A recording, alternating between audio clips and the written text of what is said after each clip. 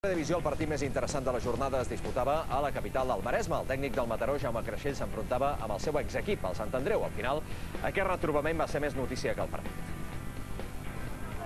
El partit del Carles Padrós va quedar decantat ja des del primer temps. Per començar, en el minut 19, Eloi Fontanella rep una pilota dins l'àrea i marca el 0-1 amb una rematada espectacular per tot l'escaire. I 10 minuts després, el 0-2. Manolo Lanzarote fa la centrada. Eloi rep en posició franca i remata pràcticament a plaer davant d'Imanol Castilla. El Sant Andreu va ser superior durant gairebé tot el partit i el Mataró va tenir molt poques oportunitats d'inquietar el porter Santos. Al final arribava l'hora del balanç, però Jaume Creixell es va negar a respondre a la pregunta de Gabriel Pérez, company que segueix la informació del Sant Andreu.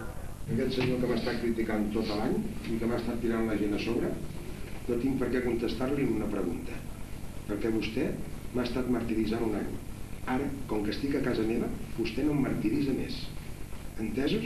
M'ha estat martiritzant un any. I com que estic a casa meva, jo dic en qui vull parlar i en qui no vull parlar. Entesos? Així mateix.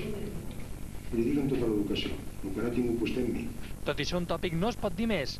Les imatges parlen per si soles.